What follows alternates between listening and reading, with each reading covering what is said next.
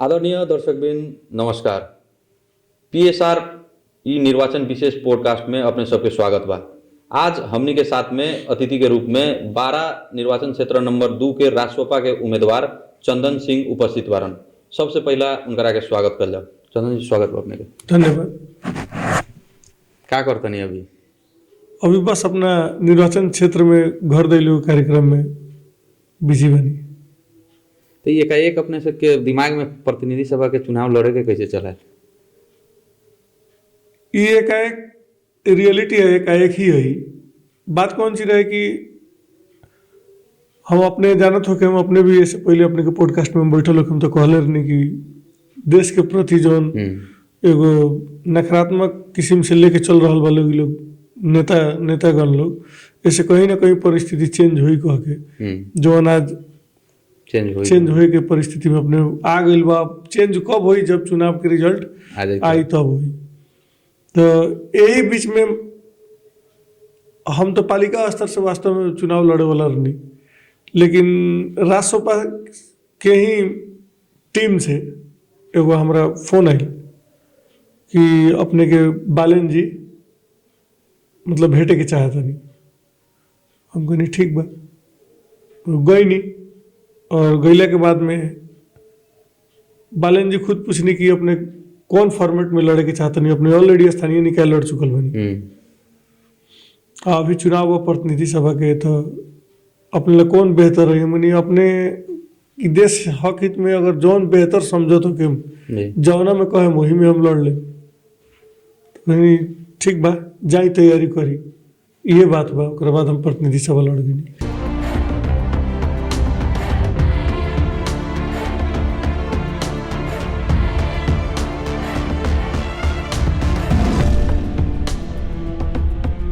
अच्छा, इससे पहले अपने अब देवताल गांव पालिका के अध्यक्ष रहनी, ओकरा बाद फिर चुनाव लड़नी, हार गई, फिर तैयारी भी करत रहनी है मतलब गांव पालिका अध्यक्ष के हिसाब से। आ एकाएक जब ऐनी होते यहाँ लोग में कथी मतलब एगो चल रहा बाटे कि चंदन जी भी अवसर मतलब प्रयोग कर रहा बारन। एगो राजनीतिक जौन हिसाब से उनकरा में के विश्वास अपने के कैले रहलन उस हिसाब से अब एक बैग प्रतिनिधि सभा में लड़ रहा बनी, तो लोग अवसरवादी नेता के रूप में भी अपने के देख रहा बाटे। ई बात कितना के सच्चाई है? देखिए, हमें दो चीज अपने के हम कहे के चाहे। एक तो सबसे पहले कोई पार्टी अगर आवेला तो कोई पार्टी अगर चेंज के हिसाब से ही देश में आवेला तो कहीं ना कहीं कोई अदर पार्टी से ही लोग आके लड़ेला। इनमें कोई अवसरवादी के चीज ना रहेला। जे ये चीज समझेला कि हमने के परिवर्तन चाहिए और ये पार्टी ठीक बा, उ लोग जाला। अब इस सिस्टम नहीं रह गल कि हमार दादाजी रानी नेपाली कांग्रेस या सद्भावना चाहे अन्य कोई भी पार्टी हमार 3 पुस्ता अवले चल जाता है। अगर वो पुस्ता वही के खराब करी तो जेंगा शेर बहादुर देवबा जी के ऊपर जो पड़ल उ हिसाब से तो उनमें तो हमने ना रह सके। परिवर्तन एगो शेर बहादुर देवबा जी की बात नहीं, हमने ओली जी पर भी बात मतलब पुराना जल जे भी बा लोग वो सब लोग पर ही बात बैठे। परिवर्तन के हिसाब से हमने के चले के पड़ेला। और पहले ही अपने के बता देनी है कि कोनो हम स्वेच्छा से अपने हिसाब से वो हिसाब से हम एगो माइंड मेकअप कैले नहीं कि ठीक बा पालिका लड़े के। लेकिन जो अपने कहनी है कि एगो राष्ट्रपा के टीम मध्य में से हमारे कहीं से फोन आई रहे और ऑलरेडी होप से वो लोग इन्वेस्टिगेशन कुछ कैले हुई। एगो मधेश के नेता हमनी के प्रधानमंत्री जो बने वाला बड़न उनका होमवर्क एगो कैले हुई, एगो उनका टीम होमवर्क कैले हुई कि मधेश प्रदेश भर में कहाँ से केकरा के लड़ैले से हमनी के बेहतर हुई। वही हिसाब से वो लोग कहलक हम लड़नी कोने में और ये हवा से या अवसरवादी ये सब कुछ भी बात नहीं है। अच्छा, ये तो कहीं कहीं बात सब आ रहा बाटे कि मतलब पैसा देके भी आदमी टिकट किन ले राष्ट्रपा में, अपने ही पैसा दिले बानी कि क्या? हमने गलत बात बाटे। बिल्कुल पैसा देवे वाला बात नहीं, पार्टी को भी मंगले बा आना केहू देले बाटे। ये अफवाह के बात बा जहाँ लोग समझता कि हाँ हमरा ई पार्टी के फलाना व्यक्ति से अब खतरा हो रहा बा, तो लोग एगो र्यूमर उठा रहा बा फलाना तो पैसा देके अपन टिकट किन के लेके आयल बा। ये बिल्कुल गलत बात बा। अगर ऐसा रही तो अभी तक ले आ गई रही। अपने पहले के पार्टी जैसन भी नहीं थे कि हाँ आई 50 लाख रुपया दिए, करोड़ दिए, टिकट लेके जाए चाहे जौन जी। वो लोग अपने नया चीज से अपने बात बताई। कोई पार्टी फॉर्मेशन होखेला तो पार्टी फॉर्मेशन के बाद में अपने के वहाँ लोग कैंडिडेट अच्छा खोजेला जो ये पार्टी जीतू, वो व्यक्ति जीतू। एमे पैसा अगर खोजी लोग तो सब खत्म बाजार बनो ना। फिर भी मगर जैसे कि रहे इससे पहले जैसे अरविंद शाह जी के 2 नंबर क्षेत्र से लड़े के, जहाँ शुरू से उनकर अथी रहे, बात रहे, हर एक चीज रहे, आ एकाएक उनकरा के 3 नंबर क्षेत्र में लियावल गेल, अपने के 2 नंबर क्षेत्र में आगाड़ी बढ़ावल गेल। ओ से लोग में कहीं शंका के अथी बाकी की हो सकेला कि पैसा के ही चल के बेल बाकी? जी ना ना ना, एमे का भइल बा अपने के हम एगो चीज बता देम। अरविंद जी शिक्षित व्यक्ति बनी, पढ़ल लिखल व्यक्ति बनी, अच्छा खासा उनकर अपन भी एगो इमेज बा। अरविंद जी कुलमान घिसिंग जी के पार्टी से वहाँ के सबसे पहले आबद्ध शुरू में हुए। उजालो पार्टी में ठीक बा, उजालो पार्टी, उजालो नेपाल से वहाँ के आबद्ध हुई नहीं। और वही बीच में जब वहाँ के उस समय में आबद्ध रहनी नु, उस समय में ही हम बालन जी से मतलब इंटरेक्ट हो रहे हमारे उस समय में, तो वो ऑलरेडी कह चुकल रही। ओकरा बाद में फिर अरविंद जी के उजाला नेपाल जो कुलमान घिसिंग जी के पार्टी बा में आबद्ध होके फिर उ एकजुट होके फिर अलग हट गई। तो उहे नतीजा है, वो खाली न तो दूसर कोनो बात ना है कि अब जहाँ नेता जब ऑलरेडी सर्टिफाइड कर चुकल रहेला जब फलाना व्यक्ति के ही देवे के बाटे, तो फिर उ लोग के वर्ड्स बैक करे में भी गारो रहेला। पुराना दल रही तो बैक हो सकित रहे। जी ना, ऐसा अपने कहिए देने कि कोनो दल से या कुछ भी नहीं की बात इतने बा कि ऑलरेडी लोग इन्वेस्टिगेट कर चुकल रहे, कवना आधार पर केकरा के कहाँ देला से अच्छा रही कह के उ लोग ऑलरेडी सब चीज रहे। और ये लोग जो पार्टी कैले बा हमरा होप से ठीक ही कैले बाटे। अरविंद जी के हम ही ना कहे, मगर वहाँ का वो टाइप से रहती पहले से ही हमें आबद्ध तो अरविंद जी के ही मिली थी। अच्छा, क्षेत्र नंबर 2 में अपने के देखल जाए तो कुल 1,13,839 गो मतदाता बा। जी जी। तो करीब करीब एपरी 70-75% वोट पोलिंग होए के संभावना बा, कैसे कि चुनाव लगभग होली या ईद के इर्द गिर्द में बा, के चलते कुछ ज़्यादा ही पोलिंग होई संभावना तो बा। किए बा अपने के वहाँ के स्थिति के कैसन बा? अभी तक ले चुनावी अभियान में घूम रहल बनी तो का लाग रहल बटे अपने के जीत कथी सुनिश्चित?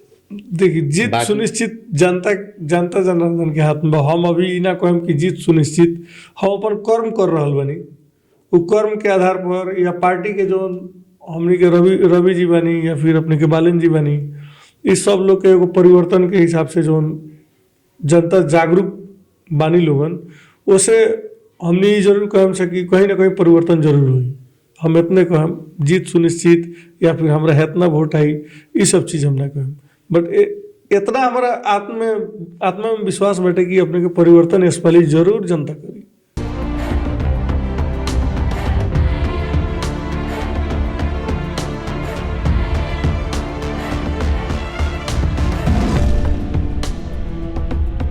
तो अपने के वोट काहे ला दी लोगन? भले से पहले के चुनाव में अपने के छापे परिवर्तन रहे, फिर घंटी से आगे नहीं, तो हरदम अपने ही के वोट दी लोग जरूरी थोड़ी बा।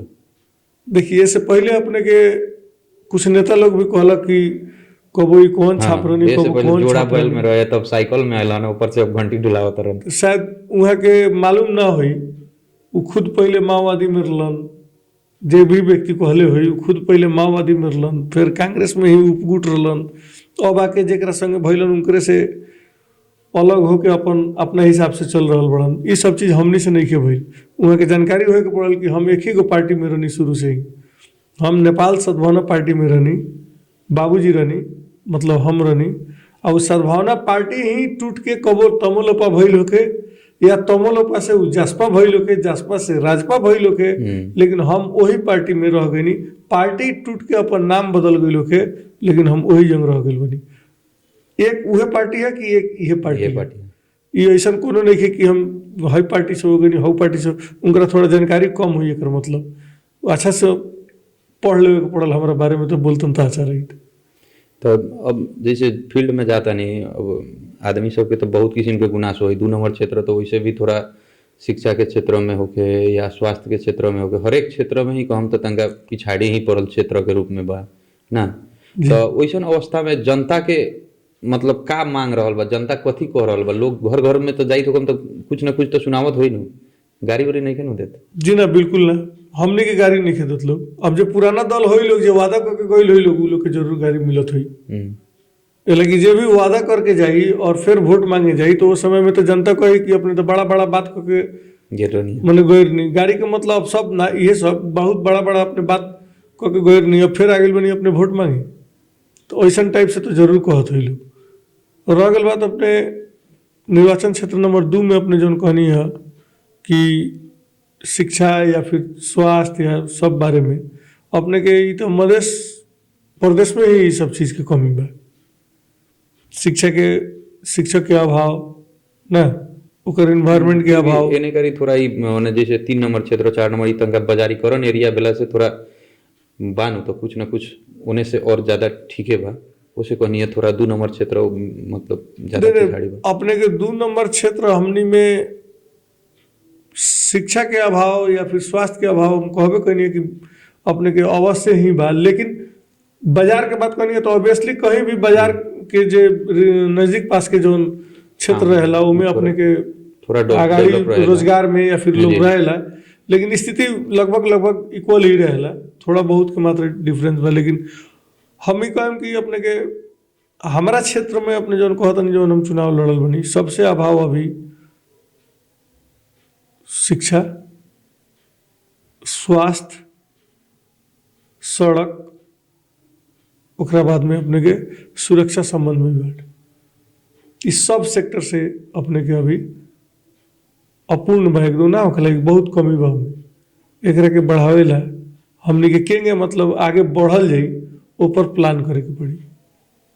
अपने शुरू से राजनीति कर रहल बानी जौन एगो बुझी ना मधेश के मतलब अपन पहचान के लागी लड़े वाला पार्टी के में रह के केंद्रित होके मतलब राजनीति कैनी ना आजू आके अब एकाएक राष्ट्रसभा में आयल बनी। राष्ट्रसभा में आला के बाद अब ऐसे पहिल का गतिविधि अगर राष्ट्रसभा के देखल जाए अभी भले लहर होके कुछ होके ऐसे पहिल का गतिविधि देखल जाए तो वो प्रदेश के खारिजिए के मांग रहे मतलब प्रदेश ना चाही कह के अनावश्यक भार बढ़ा दिल कह के ही जबकि अपने खुद मधेशवादी दल से एगो जब राजनीति करत रहनी तो हमनी के संघीयता लियावे के प्रदेश लियावे के काम मतलब मधेशवादी दल लोग कैले बटे ना। तो वैसन अवस्था में अभी अगर प्रदेश के संरचना अगर हटावे या हेर फेर करे तो फिर अपने सब के राजनीतिक कैरियर कैसन रह जाए। अभी ये अवस्था राष्ट्रसभा के अभी एजेंडा में तो हालांकि नहीं है मगर फिर भी लोग तो कह रहा बट जो संघीयता के मतलब विरोध में रहे उहे आदमी के पार्टी में यहाँ के लोग सब जा रहा बा। देखिए ऑलरेडी अपने के बालन जी या रवि जी सब लोग बोल चुकल बा अपने के कि संघीयता चाहिए बोल चुकल बोल तो कहीं ना कहीं अपने के ये चीज समझ ली कि कोनो ऐसा हाँ मध्य प्रदेश में एगो चीज तो जरूर जो ना हिसाब से संघीयता रहते हुए कौन चीज हुई डायरेक्ट इलेक्शन अपने के मुख्यमंत्री के होके पड़ल ई हेर पेहर के मतलब हो गया कि थाई गवर्नमेंट वो जंग नहीं खे जे आवता जौना हिसाब से अपन चला रहा बा सिर्फ एगो में कौन चीज मतलब हुई कि बस परिवर्तन हो सकता कि एगो थाई मुख्यमंत्री के होए के पड़ल ओकर डायरेक्ट इलेक्शन होए के पड़ल। जैसे इससे पहले भी हमने के मांग रख में बहुत नेतागण लोग भी ना केंद्र में भी मांग रख कि प्रधानमंत्री के भी डायरेक्ट निर्वाचन होके के पड़ल वैसा किस्म से कहल थाई तो सरकार जब तक ले ना मिली न तब तक ले अपने कोनो किस्म से विकास जल्दी ना आगे बढ़ी। तो वही से संघीयता हमने के खुद चाहिए संघीयता ऑलरेडी हमने के पार्टी भी कह रहा बा और एमे कोनो किस्म से कोई खिलवाड़ नहीं हो जात अपने अपने निर्धक रही या कोई जनता अगर कोई नेता अगर भ्रम फैलावत हो कि ये पार्टी तो एकदम संघीयता विरोधी है मधेसी विरोधी है ये सब एगो अफवाह बटे हमने तो मधेसी पार्टी से आबद्ध रहनी अभी तक तो अभी तक ले हमने कौन सी कहनी कि मधेश में मंत्री देनी प्रदेश में मंत्री देनी लेकिन जब वो से हटनी है तो हमने मधेसिए के एगो प्रधानमंत्री बनावे जाता नहीं वो पार्टी में अभी हम आबद्ध बनी बहुत खुशी के बात वही। तो अभी कार लग रहा बटे कि ई लहर वास्तव में रह जाए कि बीच में फिर भी कुछ गड़बड़ हो सकता है अपने कैसे कि अब कुछ राजनीतिक दल लोग तो अपने अगर सिक्योर ना देखी अपन सीट तो कुछ भी कर सकता है।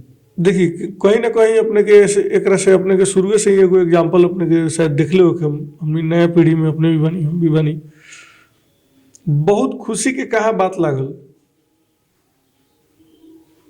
जे जब बालन पार्टी में समावेश भईनी बालन जी तो रवि लामी छाने उनका के डायरेक्ट प्रधानमंत्री के ही ऑफर करूँ ऑफर देने की बालन जिले प्रधानमन्त्री बनाउने गरी वरिष्ठ नेता राख्ने गरी हामीले यो पार्टीमा चाहिँ सम्झौता गऱ्यौँ। बताइए आज तक ले ऐसा कोनो भइल रखे और पार्टी में जेकर खुद के सीट आवत होके अब कहत हो कि हम प्रधानमंत्री ना बनी दूसर कोई के दे दी।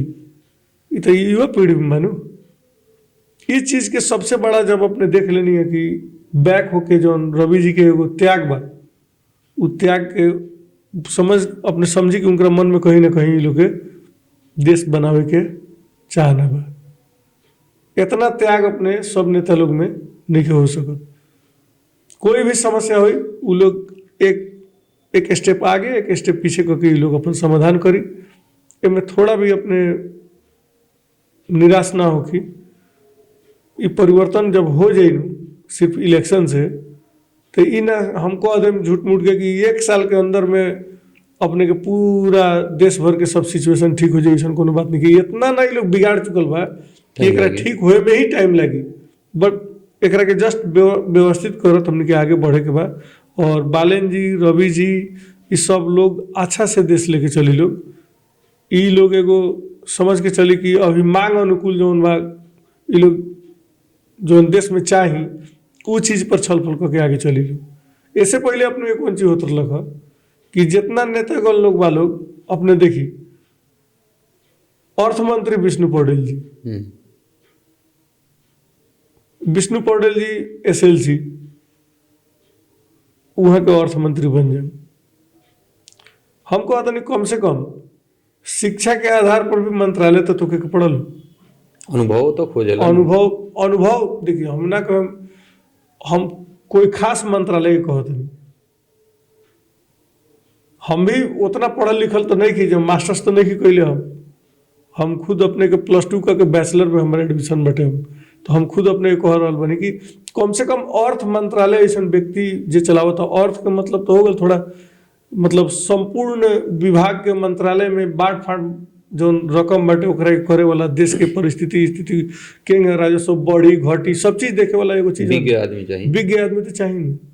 अब वैसा लोग ना लेके चलत लगा वैसा खाली कौन चीज लगा कि हमारी आदमी हो प्रधानमंत्री के तो उनका बन जाए के हो बाकी विज्ञ एगो रख ले रख लोग मान कर्मचारी जी लोग लोग रख ले अब वो आधार पर चलत लगा।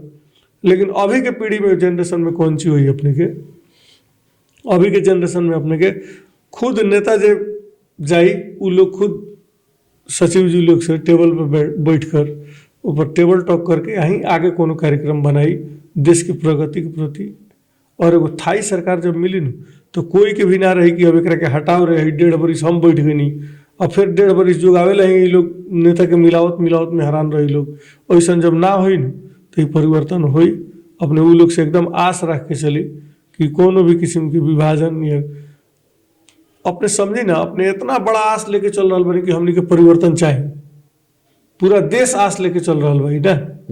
तो जब उतना बड़ा आस लेके जब वो लोग जाई तो हमारा नहीं के बुझा जब लोग को नींद भी आई अच्छा से वो लोग या हमने के जो भेजले रही हमने के इतने एगो रही कि कैसे ही देश में परिवर्तन ले दिया जाओ ओकर हमने बुझी की एगो प्लानिंग करके ही देश के लेके चले। क्षेत्र नंबर 2 के लोग जनता मतदाता लोग तो लकी ही बा मतलब वो कैसे कि 3 बरस में 3 गो चुनाव हो जा रहा बा ना 79 के बीच मतलब चुनाव भेल ओकर बाद में फिर उप निर्वाचन भेल जी आ फिर अब निर्वाचन में भाग ले रहल बा तो वहाँ के खास मतदाता लोग के मतलब जैसे का बटे नजरिया का बा दल प्रति के नजरिया कथी देख रहल बा।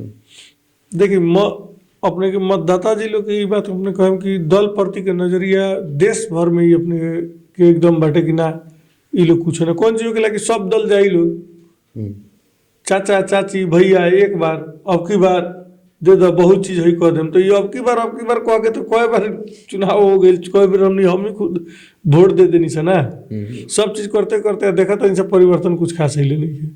अपने के स्थानीय सरकार बा रोड नाला बनावता तो प्रदेश सरकार रोड नाला बनावता केंद्र सरकार बा तो वो वही में हैरान होकर जौने बजट आवता वो वही में हैरान बा।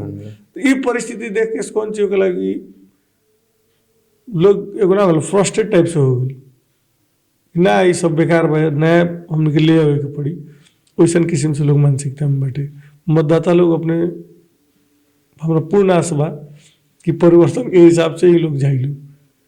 2 नंबर क्षेत्रों में तो फिर जातीयता भी होखेला ज्यादा, जातों के राजनीति बेसी बटे। अपने तो अब यादव जात बानी ना। देखिए ये सब अपने के पहले ये सब लोग एगो रहत लख कि हम अपने के जात हई, अपने के कर कुटुंब में के बानी, हेने से सागा संबंध हेने से ही जोड़ लोगे के।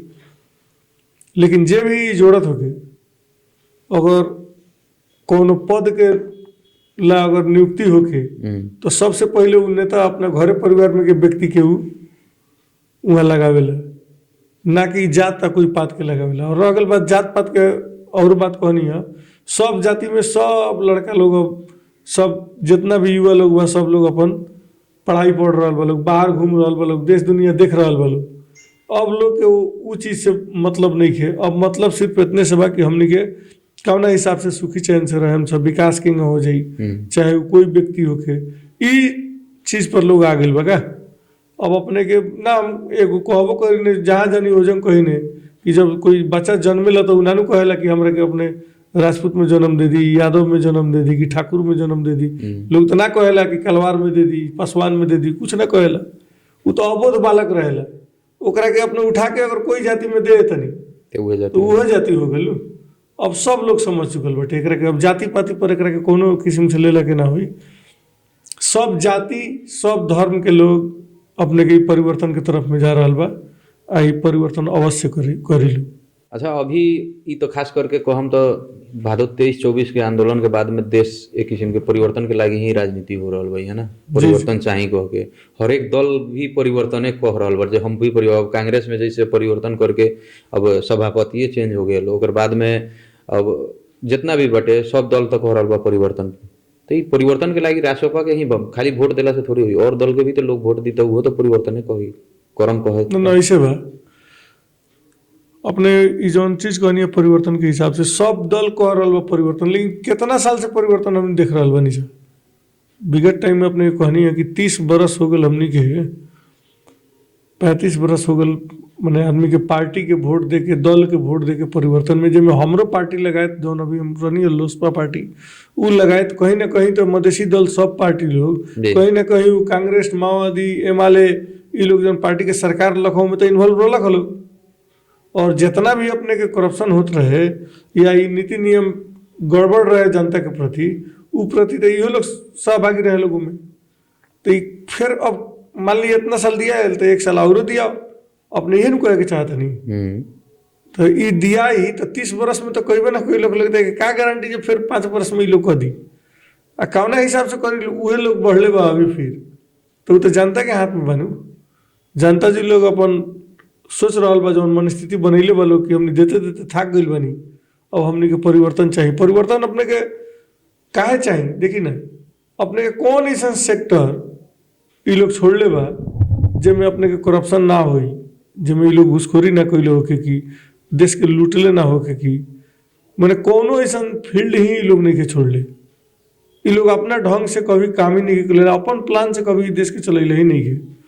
ये अलग एगो प्लानर रहे, वो प्लानर के कितना बेनिफिट हो जाए, कौन टेंडर ले ली, कथी योजना वो बना ली जो ओकरा नेता के फायदा हो जाए, ओकरा फायदा हो जाए, उतने भर के प्लान से ये लोग देश चलैले बने। अपने समझ सकता नहीं अपने के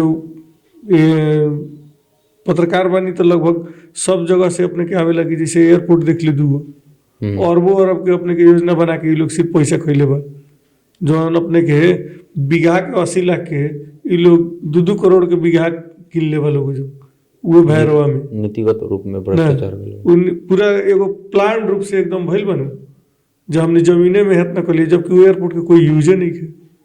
अपने देखी यही जंग पोखरा एयरपोर्ट वो भी अपने के पूरा चाइना से अपने के लोन में बा, उससे का बेनिफिट भइल। अपने कोई प्लान रूप से तो करबे नहीं कैले नु, अपने हेतना मार्ग बना रहा बनी काठमांडू जाए ला 10 गो बाटो है अपने काउंट करी था, सिंधुली से अपने काउंट करे में वो हो गल। अब अपने के बन रहा हमने के ही फास्ट ट्रैक, ओकरे बाद अपने चले मुजंग काठमांडू जाए तो हेठौड़ा से अपने के 5-6 गो बाटो बाटे भीतर भीतर अपने जाए तो सब फोड़ फाड़ के ओकरा के लोग बना रहा वो बाटो। आ जब पानी पड़ेला तो 1 गो बाटो सब के सब बंद का है। अपने कौन कौन चीज से लेके जा रहा बनी कि एकरा के कौना हिसाब से लेके जा रहा बनी। कोई हम कहबे कहीं अपने कोई योजना नहीं कि अपने के देखी तो अपने के जनता के पीड़ा, जनता के जमीन बेचे के बाद तो जमीन बेचा था वो लोग अपना दुख से लाभ कर हाँ लाभांश कर लिया था। जब बेचे वाला बा ओकरे से 7% 7.5%, आज जे किने वाला बा जे कमा के ले आइल बा पैसा उ कीना था खुशी बा ओकरे से 3%। ऐसा कहीं होके लगा नीति देखी कहाँ बटे। थोड़ा भी अपने के एक किस्म से लोग मेंटली लोग सीख बका एगो पैसा चाहिए। अभी लोग मेंटालिटी में कौन चीज बा बेचे वाला बेची तो हमनी के पैसा आई, किने वाला पर अगर ज्यादा पैसा लगाम तो जल्दी लोग पैसे न मतलब बेचबे ना करी लोग जमीन, वो मेंटालिटी में बा लोग। तो मेंटली सीख बा लोग अपने को वैसा ही अपने के कर संबंध देखे तो अपने के गाड़ी के कर देख ली, अपने के अमीरी गरीबी पर करे नहीं के यूज पर करे नहीं के जे जितना यूज करत होके माने कोनो गाड़ी घोड़ा या फिर अपने जैसे ट्रक ही मालवाहक जो गाड़ी घोड़ा बाटे या फिर अपन पर्सनल गाड़ी घोड़ा बाटे ये सब यूज के आधार पर अपने के ओकर लाए के चाहिए। और अपने के यूज बा साल भर में अपने कहीं 20,000 किलोमीटर चलाओ तो नहीं अपन पर्सनल यूज ला 15,000 किलोमीटर तो करती रहता नहीं 25,000 जितना बाटे उतना। ओकरा बाद में अपने के कमाई के हिसाब से जे बा जे रखले हो के अपने के मालवाहक वो अपने को उतने ही रहता है।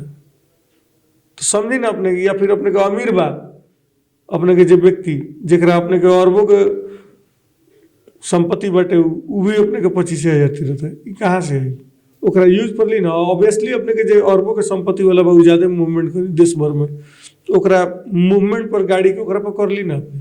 ये सब कोनो प्रणाली ये लोग डेवलप नहीं कर लोग। सिर्फ ये लोग कथी चाहिए ये लोग की कमाई कौन चीज से बा अपने थोड़ा कहल जाओ मैंने हम अपने से अपने ही से कहे के चाहते नहीं ये देश के कमाई कौन चीज से बा बेसी तो टैक्सेस से बटन बेसी टैक्स से बा। अपने के टैक्स कई किस्म को देख ली एगो सबसे पहले रेमिटेंस टैक्स तो इतना ना हो गल बटे एगो रेमिटेंस देख ली एक किस्म से ये टैक्स है रेमिटेंस। बाहर जा हमरा के इतना पैसा टैक्स तो दो बताई एगो घर के लोग जब बाहर जाता कितना दुख से जाला पूरा कर्जा काट के उतना कर्जा काट के घर परिवार छोड़ के लोग जाके विदेश रहता ओकर महीना बा अगर वहाँ के 1,000 रियाल तो समझी यहाँ जबे हुई अपने के 39,000 तो यहाँ मिली 37,000। सब लोग जे गई बा ओकरा से उ लोग पैसा उठा रहा बा और बढ़ते चल जाएगी। जब योजना नहीं किया जाए तो ये बढ़ते चल जाएगी अपने के। हम बारम्बार पूछे नहीं कि ये देश कौन ऐसा सेक्टर में लगानी कैले बा जे एकरा पैसा आवत होके कुछ भी नहीं है। वो एक एगो सेक्टर में लगानी कैले बा बाहर विदेश भेजे के अब बाहर से माल सामग्री जो आवे लोग पर भांसार बढ़ा के ओकरा के पैसा वसूले के इतने सिर्फ ये देश कैले बाटे। केंगा अपने के पर्यटक के यहाँ ले भीतर है केंगा कौना हिसाब से अपने के हाइड्रो पावर में यूज करम हमने के पैसा आवे लगो। इस सब पर लोग मेजर तो तीनों को चीज मानू एगो हाइड्रो पावर दूसर अपने के टूरिज्म तीसर अपने के कौन चीज जड़ी बूटी तो ये लोग कथे में उपलब्धि कर ले बोलो कौना में नंबर 1 बन गए बोलो। टूरिज्म में अपने जाए तो जो इंडिया से आवता तो 50,000 रुपया लेके आई उससे बेसी लेके आई तो बॉर्डर पर धोली लो है। इहो नहीं है कि चलो ठीक बा कैश को ओहर दोहर ना हो कि चाहिए तो ATM में बा जितना मन बा उतना तू निकाल लो या ऑनलाइन ट्रांजेक्शन कर दो ऐसा किस्म से बातें नहीं है। तो ये सब बात लेके बहुत सारा बात में ये सब चेंज कर ले लोग के परिवर्तन चाहिए। परिवर्तन हुई है इस पहले परिवर्तन हुई।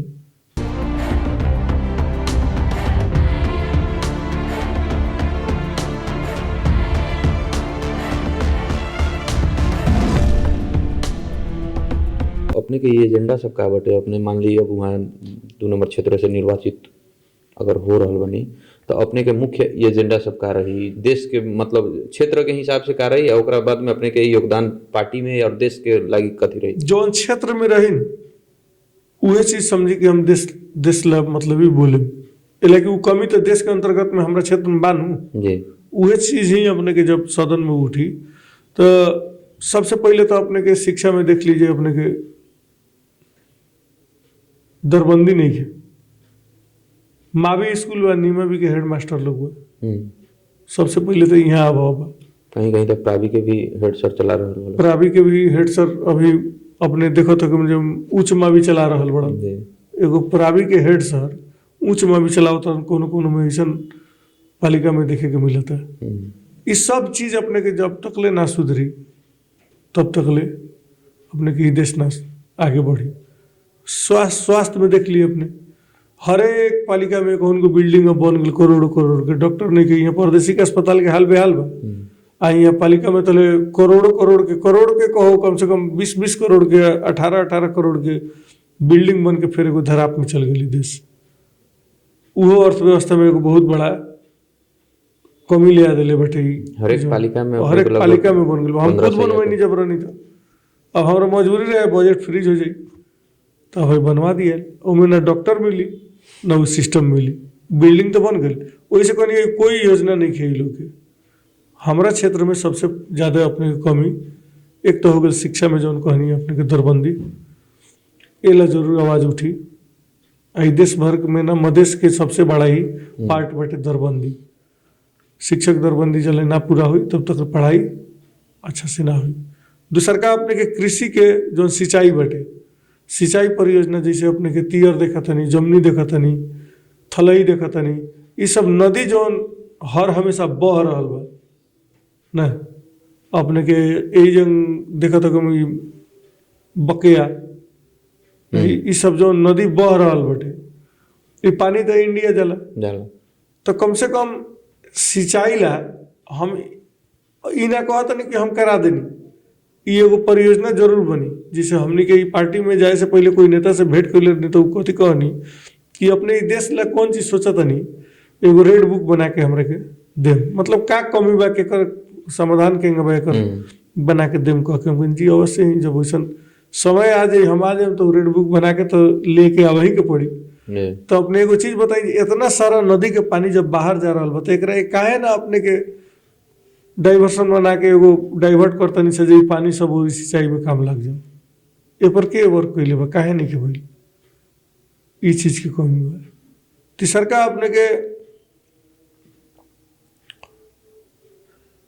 सबसे बड़ा चुनौती अभी सुरक्षा के दृष्टिकोण से भी बाटे। जितना भी अपने के अभी झई झगड़ा या फिर ये सब चीज हो रहा बा, हमने के कहीं ना कहीं प्रशासन के ऊपर भी एगो प्रश्न उठेला।